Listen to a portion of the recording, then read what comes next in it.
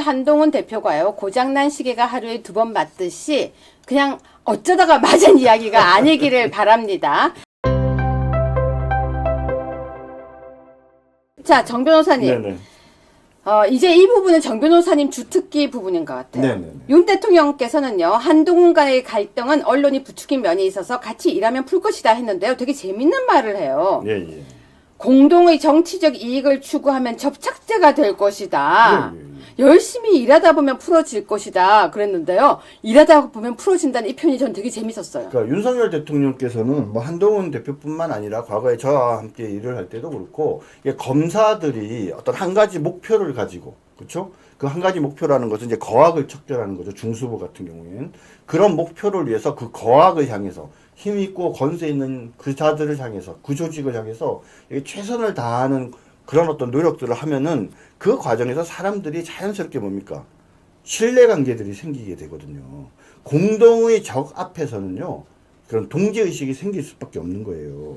그러니까 지금 저는 윤석열 대통령께서 한동훈 대표에게 매우 중요한 얘기를 하는 거라고 생각을 합니다. 한동훈 대표가 그러니까 한동훈 대표와 윤석열 대통령은 사과 하나를 놓고 누가 더 많이 갖는가를 싸우는 관계가 아니에요. 그렇죠? 두 사람이 한 가지 마음으로 같은 생각을 가지고 일들을 하면 10개, 100개의 그런 사과를 얻을 수 있는 거죠. 제가 이 시점에서 여러분께 하나를 말씀드리고 싶은 게 있습니다.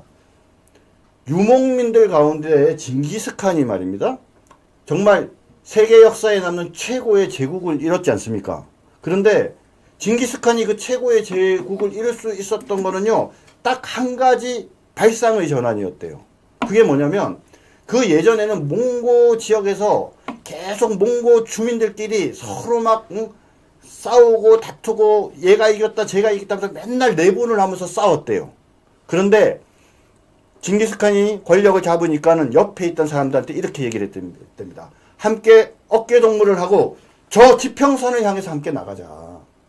저 지평선을 향해서 함께 나가지, 우리 이 안에서 그만 싸우자. 이렇게 얘기를 했다는 거죠.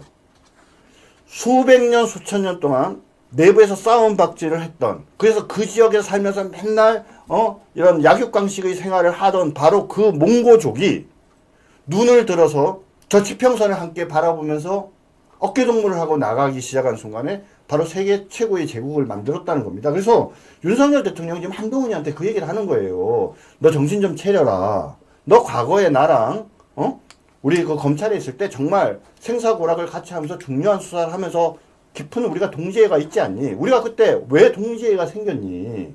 지금 내가 너의 적이 아니야. 너와 나는 함께 어깨동무를 하면서 공동의 적을 바라보면서 지평선을 향해서 나가야 되는 거야.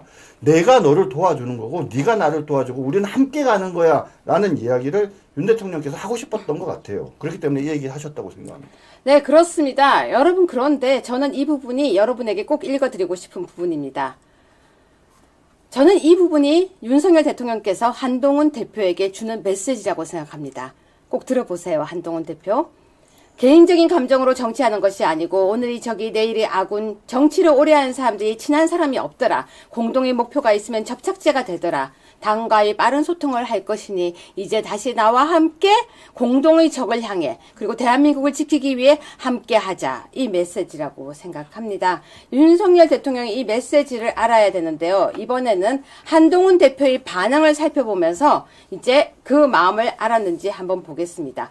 정준길 변호사님, 네네. 한동훈 대표가요, 네. 국민 눈높이에 맞게 민심의 파도에 올라타자라고 했던 말 알고 계세요? 민심의 파도라는 표현은요, 사실은 유채구랑 제가 제일 먼저 썼던 표현 아닙니까? 네, 맞습니다. 전당대회 때 네. 민심의 파도 위에 올라서면 네. 당선될 수 있다라고 네. 우리가 제일 먼저 했던 얘기인데 한동훈 대표가 어디서 들은 것 같아요. 그리고 또 국민의 눈높이라는 표현을 많이 하는데요. 사실은 이 같은 얘기도 반복되면은, 자, 지금 저 기사가요, 저게 날짜가요, 예, 전당대회 때예요. 전당대회 때 맞습니다. 그때 전당대회 때 한동훈이 국민 눈높이, 그리고 파도, 민심의 파도 이렇게 얘기를 했어요. 네. 그런데 국민 눈높이에 맞고 민심의 파도에 올라섰습니까? 아니죠. 자, 아닌데요. 네. 오늘 또 얘기했어요. 국민의 눈높이 이런 얘기들요. 근데 이제 국민의 눈높이. 이 헌법에서 이런 얘기를 해요. 개념적으로는 국민은 하나죠. 전체로서의 국민은 하나인데 실질적으로 국민이 하나인가? 왜냐하면 정치적인 생각과 입장이 다른 그런 분들이 많이 계시기 때문에 실질적으로 전체로서의 국민이 하나라고 보기는 어려워요. 그런데 그러니까 누구를 중심적인 국민으로 보는가가 되게 중요한데 한동훈 대표가 제일 좀 지적을 많이 받는 게 한동훈 대표가 말하는 그 국민의 눈높이는 민주당을 지지하는 국민들, 그죠? 국민들 앞에 민주당을 지지하는 이라는 7자가 들어가야, 8자구나? 8자가 들어가야 한동훈 대표가 말하는 것을 이해를 할 수가 있어요. 민주당을 지지하는 국민들이 이해하는 눈높이로 보면 대통령이 이해가 됩니까? 근데 귀 잡고 한동훈 대표를 흔들고 있는 사람들이 진중권 이런 사람들이에요. 그렇죠. 그러니까 당연히 눈높이가 진중권 눈높이가 되는 거죠. 그렇죠. 자, 그런데 오늘 되게 재밌는 얘기를 하나 했어요. 뭐죠? 몰라요. 한동훈 대표가 갑자기 정신을 차린 것 같기도 합니다. 네. 예. 이재명 위증교사 실패 주장 무식한 소리. 갑자기 왜 이래요? 그러게요. 아니 이때까지 이재명 대표하고 그렇게 사이좋게 지내는 것 같은 모습을 보이더니 오늘 네. 이상해요. 이거 무슨 얘기입니까? 진작 우리가 요구했던 거는 한동훈 대표의 이런 모습이죠. 좀 뭐 옛날 이야기를 하자면 그때 우리가 탄핵의 그 국면에서 어려운 상황에서 당시에 당대표였던 홍준표 대표에게 많은 사람들이 그런 얘기를 했어요.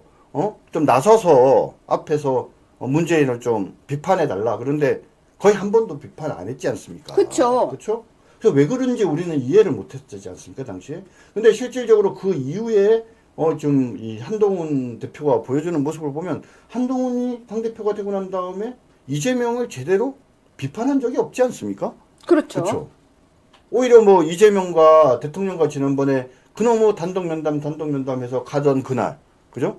같이 만나기로 두 번째 만남을 하기로 했다라고 하면서 오히려 그거를 카드로 써먹질 않나, 그죠? 이재명을 만나면 오히려 좀 얼굴 표정이나 이런 걸 보면 윤석열 대통령 만날 때보다 훨씬 밝지 않습니까? 이제 그런 모습들을 보면서 많이 실망을 했는데 오늘 뭐 위증교사에 관해서 어떻게 보면 좀 법률가로서 한마디 한 것 같아요. 위증교사라고 하면 그렇죠?